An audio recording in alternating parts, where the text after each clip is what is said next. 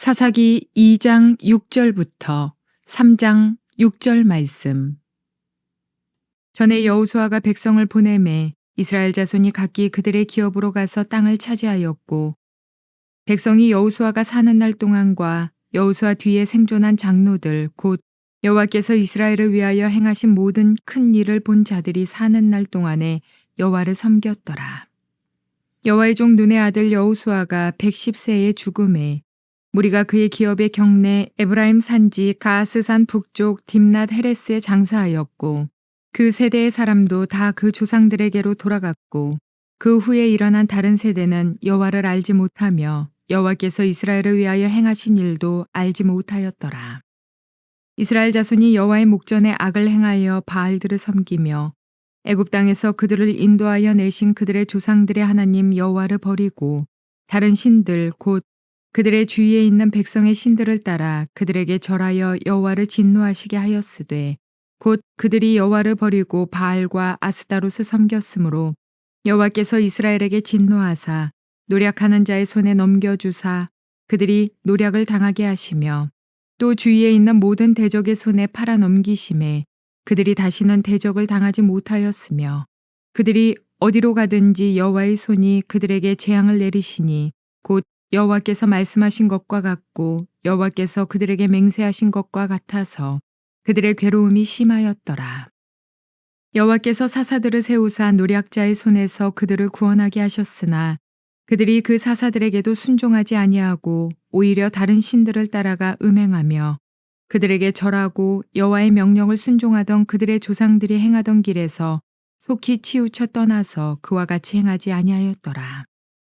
여호와께서 그들을 위하여 사사들을 세우실 때에는 그 사사와 함께 하셨고, 그 사사가 사는 날 동안에는 여호와께서 그들을 대적의 손에서 구원하셨으니, 이는 그들이 대적에게 압박과 괴롭게 함을 받아 슬피 부르짖었으므로 여호와께서 뜻을 돌이키셨음이거늘, 그 사사가 죽은 후에는 그들이 돌이켜 그들의 조상들보다 더욱 타락하여 다른 신들을 따라 섬기며 그들에게 절하고 그들의 행위와 패역한 길을 그치지 아니하였으므로 여호와께서 이스라엘에게 진노하여 이르시되, 이 백성이 내가 그들의 조상들에게 명령한 언약을 어기고 나의 목소리를 순종하지 아니하였은즉 나도 여호수아가 죽을 때에 남겨둔 이방 민족들을 다시는 그들 앞에서 하나도 쫓아내지 아니하리니, 이는 이스라엘이 그들의 조상들이 지킨 것 같이 나 여호와의 도를 지켜 행하나 아니하나 그들을 시험하려 함이라 하시니라. 여호와께서 그 이방 민족들을 머물러 두사 그들을 속히 쫓아내지 아니하셨으며 여호수아의 손에 넘겨주지 아니하셨더라. 여호와께서 가나안의 모든 전쟁들을 알지 못한 이스라엘을 시험하려 하시며 이스라엘 자손의 세대 중에 아직 전쟁을 알지 못하는 자들에게 그것을 가르쳐 알게 하려 하사, 남겨두신 이방 민족들은 블레셋의 5 군주들과 모든 가나안 족속과 시돈 족속과 바알 헤르몬 산에서부터 하맛 입구까지 레바논 산에 거주하는 히위 족속이라. 남겨두신 이 이방 민족들로 이스라엘을 시험하사 여호와께서 모세를 통하여 그들의 조상들에게 이르신 명령들을 순종하는지 알고자 하셨더라.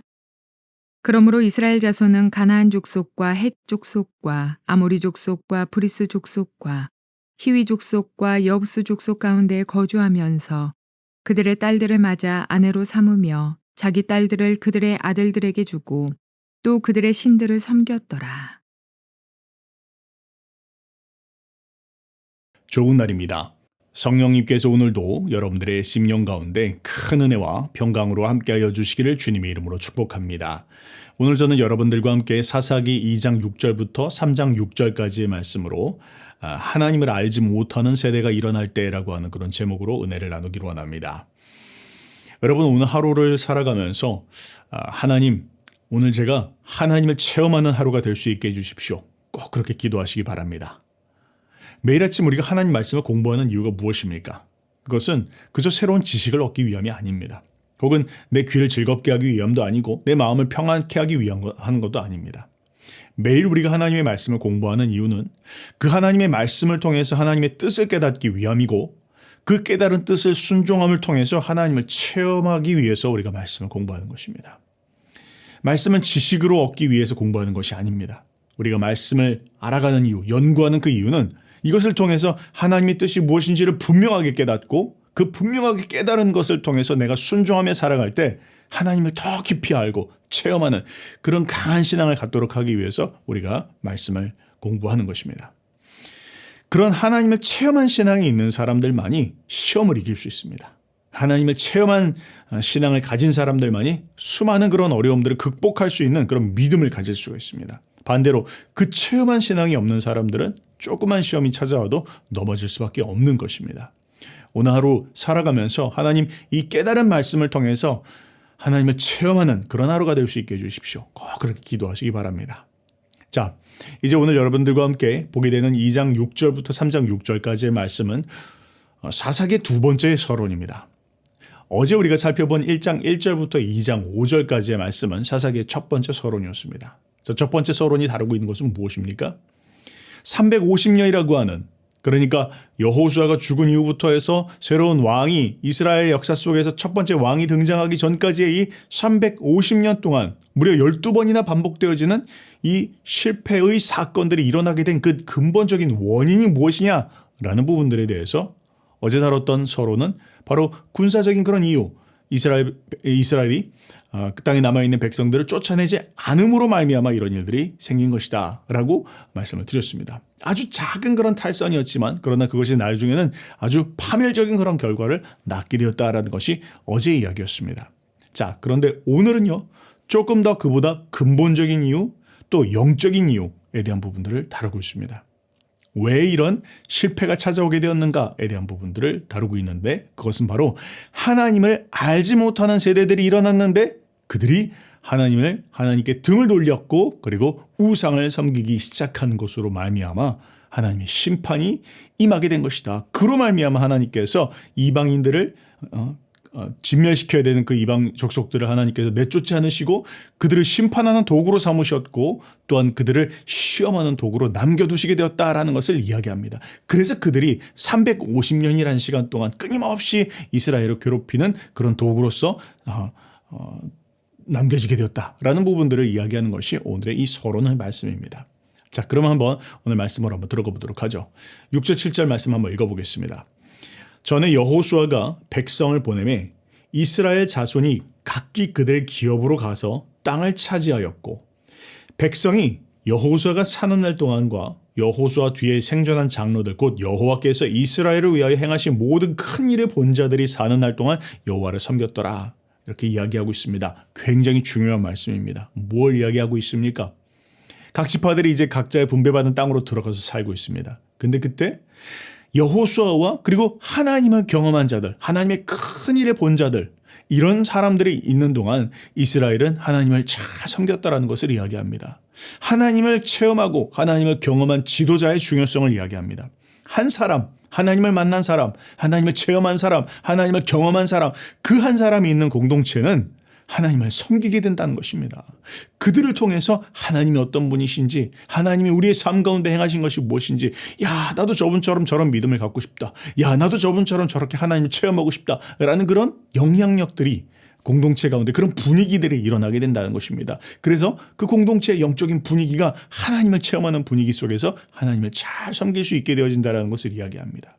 그런 한 사람의 하나님을 체험한 사람, 그런 사람들이 되어야 할 것이다 라는 것을 우리가 기억해야 할 것입니다. 그 다음 말씀에 8절부터 10절까지 말씀을 보니까 또 이렇게 기록하고 있습니다. 여호와의 종 눈의 아들 여호수아가 110세에 죽음에 무리가 그의 기업의 경내 에브라임 산지 가스산 북쪽 딥낫 헤레스의 장사였고, 자, 근데 이 10절의 말씀이 굉장히 중요합니다.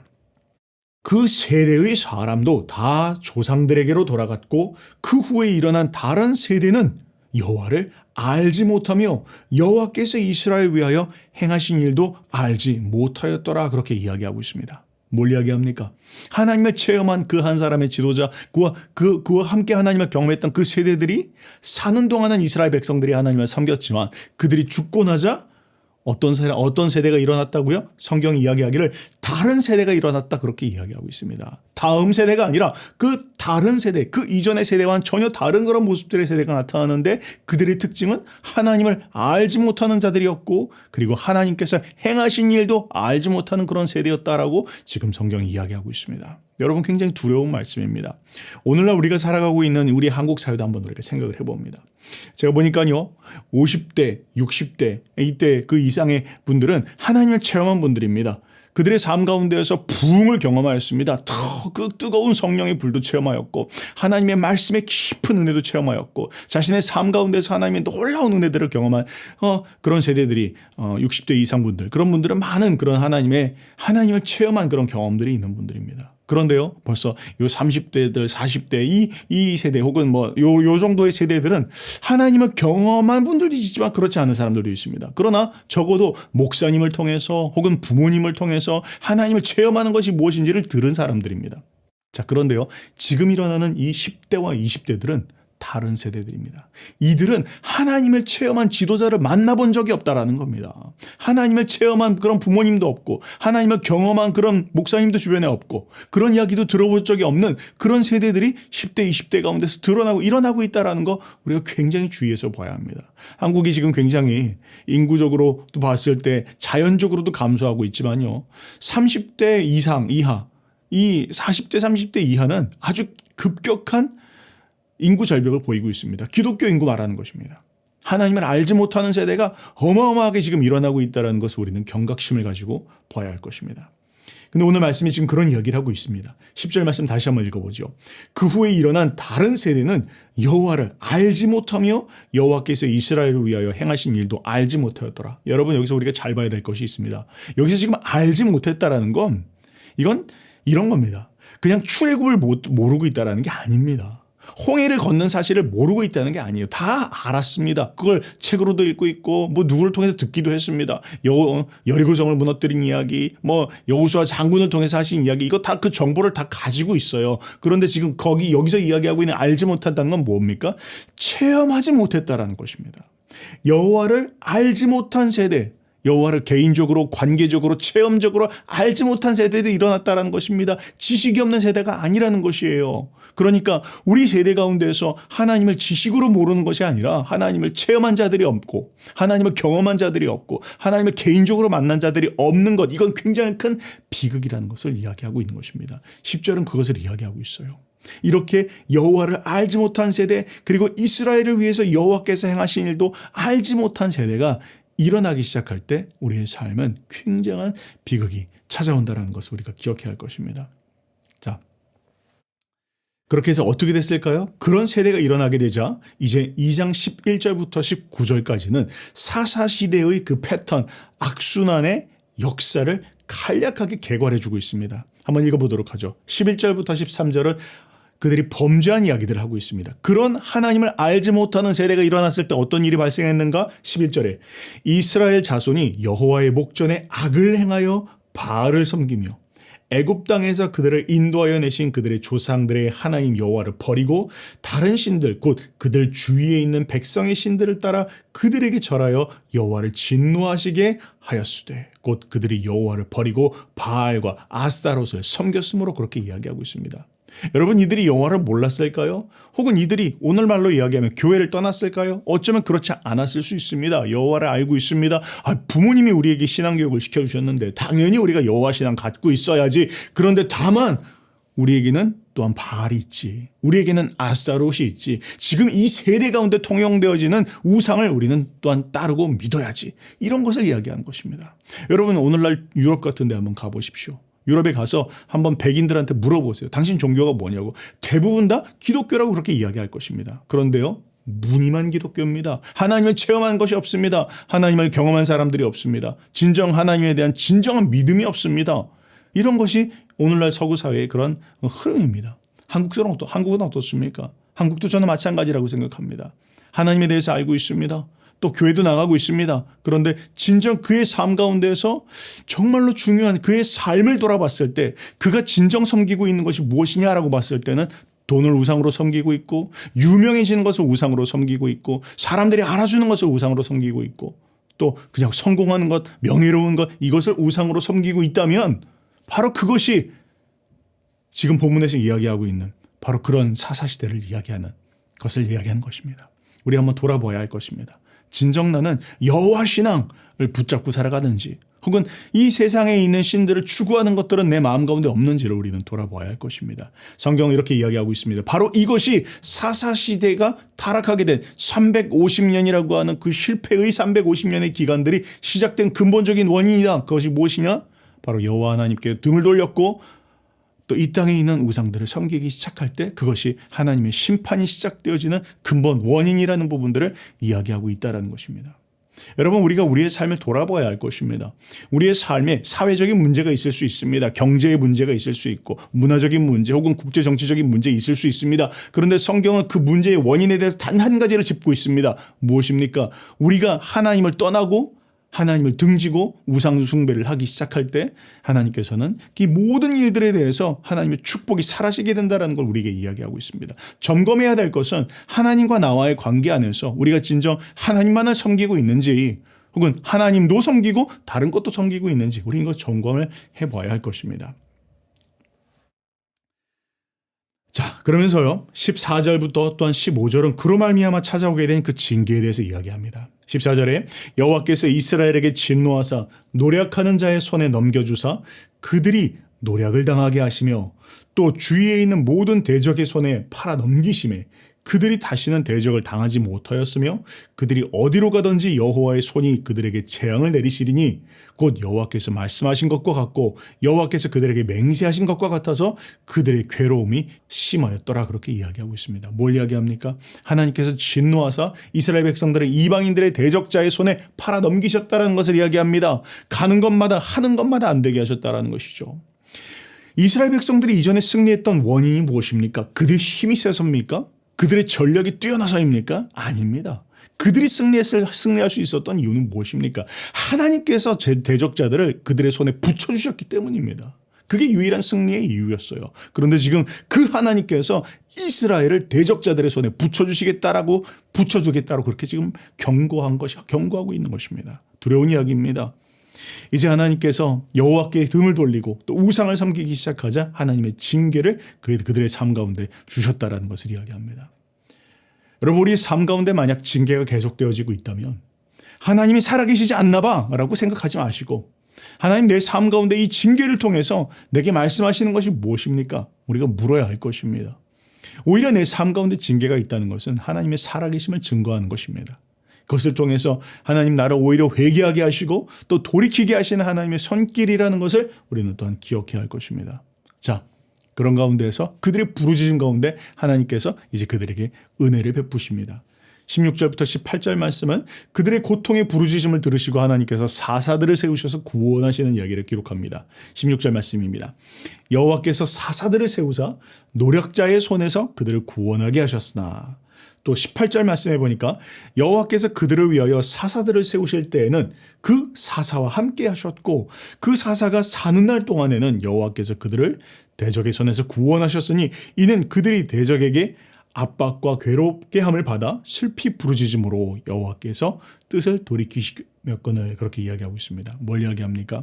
하나님께서 이스라엘에게 긍휼함을 베푸시고 사사를 세우셔서 그들을 구원하셨다. 그리고 그들이 사는 날 동안은 그들 주변의 대적들을 하나님께서 잠잠케 하셨다라는 것을 지금 이야기하고 있습니다. 자, 그런데요, 그 사이에도 놀라운 이야기가 있습니다. 이 17절 말씀에 그럼에도 불구하고 그런 하나님의 은혜의 순종으로 보답하기는커녕 이스라엘 백성들이 뭘 했다고요? 그 안에서도 다른 신들을 쫓았다라고 17절은 고발하고 있습니다. 그들이 그 사사들에게도 순종하지 아니하고 오히려 다른 신들을 따라가 음행하며 그들에게 절하고 여호와의 명령을 순종하던 그들의 조상들이 행하던 길에서 속히 치우쳐 떠나 그와 같이 행하지 아니하였더라. 인간의 부패함을 이야기하며 인간의 완악함을 지금 고발하고 있는 것입니다. 하나님의 긍휼과 은혜를 받았음에도 불구하고 끊임없이 하나님을 거역하고자 하는 인간에 있는 죄악성을 지금 성경은 이야기하고 있습니다. 자, 그래서 19절 말씀해 보니까 그래서 다시 일어나게 되는 것이 19절에 그 사사가 죽은 후에는 그들이 돌이켜 그들의 조상보다 더욱 타락하여 다른 신들을 따라 섬기며 그들에게 절하고 그들의 행위와 패역한 길을 그치지 아니하였으므로, 그렇죠. 하나님께서 사사를 세우셔서 그들에게 평안을 주셨는데, 하나님께서 이런 평안을 주신 이유는 우리를 참 긍휼히 여기셨기 때문이다. 우리가 다시 하나님의 말씀으로 돌아가자. 우리가 다시 그 하나님을 체험하는 신앙을 갖자. 매일매일의 삶 가운데서 하나님을 알아가자. 이렇게 중심을 붙잡고 하나님 앞에 돌아온 것이 아니라 그 하나님이 주신 평안의 시간들을 이용해서 다시 세상을 섬기고 다시 우상을 추구하기 시작하자 하나님께서는 사사가 죽고 난 후에 다시 그들로 하여금 징계 가운데 들어가게 하셨다. 근데 그 상황은 그 이전보다 더욱더 타락한 상황으로 들어가게 되셨다라는 것을 이야기하는 것입니다. 여러분, 이것이 바로 350년이라는 시간 동안 12번의 실패가 일어나게 되는, 반복적으로 일어난 그런 원인이라고 성경은 지금 우리에게 이야기하고 있습니다.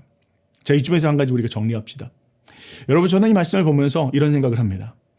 여호수아 세대, 참으로 위대한 세대였습니다. 그러나 여호수아 세대가 이루지 못한 것이 있습니다. 그것은 무엇입니까? 다음 세대에게 신앙을 전수해 주지 못한 것입니다. 여러분, 우리 모두는 각 세대가 다음 세대를 책임지는 자들이 되어야 합니다. 우리 세대는 그 다음 세대가 하나님을 체험하고 하나님을 아는 그 여호와 신앙이 바로 들어갈 수 있도록 돕고 섬기는 일들을 해야 합니다. 그것이 우리 세대의 책임들입니다.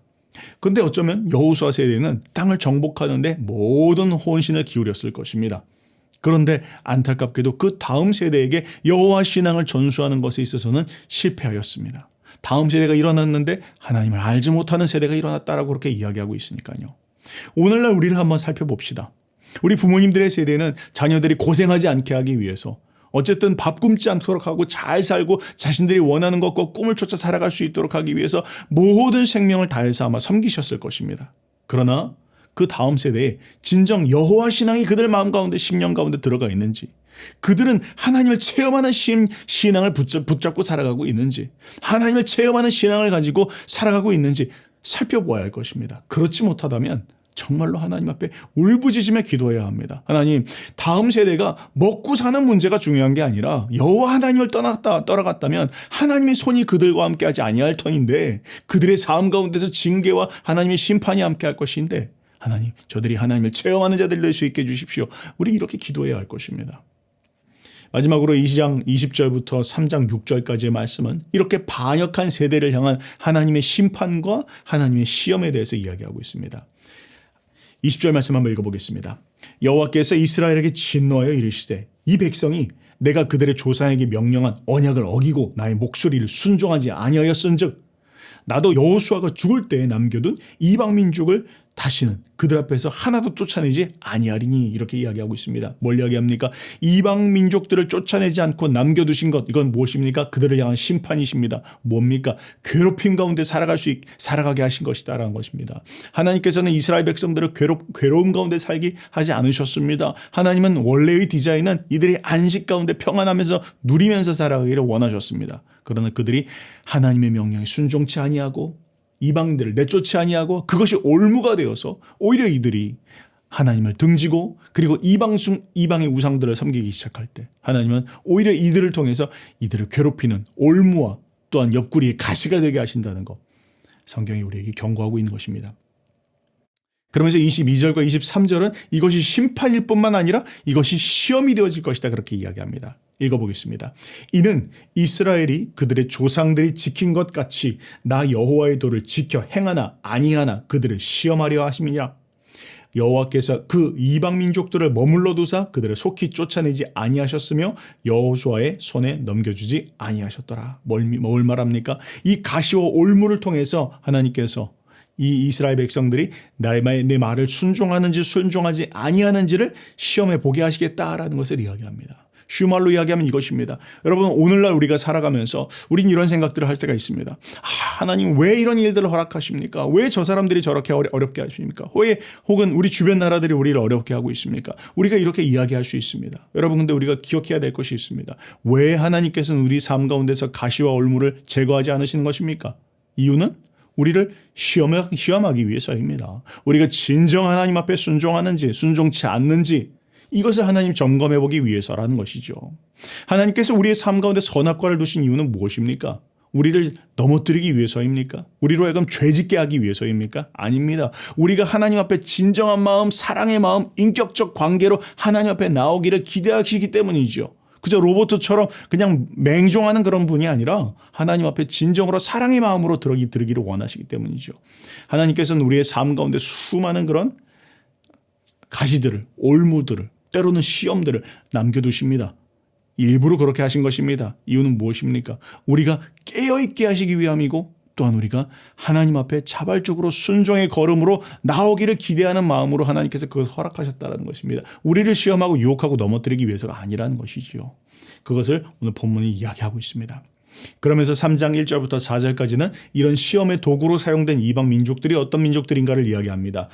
블레셋의 5군주와 모든 가나안 족속과 시돈 족속과 히위 족속들이 바로 그렇게 되었다. 그렇게 남았다라는 것을 이야기하면서 5절과 6절은 그 시험의 결과가 이러하였다라고 그 시험의 결과지를 통보해 주고 있습니다. 읽어보겠습니다. 그러므로 이스라엘 자손은 가나안 족속과 헷 족속과 아모리 족속과 브리스 족속과 히위 족속과 여부스 족속 가운데 거주하면서 그들의 딸들을 맞아 아내로 삼으며 자기들의 딸들을 그들의 아들들에게 주고 또 그들의 신들을 섬겼더라. 이렇게 이야기하고 있습니다. 안타까운 이야기입니다. 하나님께서 그들에게 심판을 하셨고 또한 그들을 시험하기 위해서 주셨는데 그들이 이 시험에 통과하지 못했다라는 것을 이야기하고 있습니다. 쫓아내지 않은 이방 민족들과 함께 살면서 믿음을 다해서 이들을 쫓아내지 아니하고 오히려 이들과 함께 섞여 살면서 하나님이 하라고 하지 말라고 한 이 통혼을 하기 시작하고 그들의 문화와 동화되어지기 시작하다가 결국에는 더 나아가 그들이 섬기는 신을 섬기는 자들이 되게 되었다라는 것을 결론적으로 이야기하고 있는 것입니다. 자, 이것이 바로 사사기의 서론입니다. 이제 앞으로 우리가 펼쳐지게 된 사사기는 이 무려 350년이라는 긴 시간 동안 12번이나 반복되어지는 그들의 실패에 대한 이야기들을 하고 있습니다. 오늘은 그 근본적인 원인을 우리가 살펴보았습니다. 원인은 무엇입니까? 다음 세대를 바르게 가르치지 않았기 때문입니다. 하나님을 체험하는 신앙, 하나님을 아는 신앙을 전수해 주지 못했기 때문입니다. 여러분 가운데서 하나님을 경험하신 분들이 있습니까? 잘하셨습니다. 그러나 그 다음 세대는 어떻습니까? 여러분들의 자녀들은 어떻습니까? 여러분들의 손자와 손녀들은 어떻습니까? 여러분 주변에 있는 사람들은 어떻습니까? 그들이 여러분을 통해서 하나님을 알아가고 있습니까? 하나님을 체험하고 있습니까? 점검해 보아야 된다는 것을 이야기하고 있습니다. 또한 하나님께서 우리 주변에 두신 시험의 거리들을 우리는 생각하면서 하나님께서는 이것을 통해서 우리가 순종으로 나가기를 기뻐하십니다. 그것을 바라고 계십니다. 우리가 그런 오늘의 우리의 삶을 한번 돌아보면서 진정 하나님 내 삶 가운데 주신 이 징계들 혹은 이런 시험들 이것을 붙잡고 하나님 내가 오히려 하나님 앞에 바른 신앙으로 나갈 수 있도록 나로 하여금 깨어있게 하여 주십시오. 우리가 그렇게 기도해야 할 것입니다. 그렇게 승리하시는 저와 여러분들 되시기를 주님의 이름으로 축복합니다.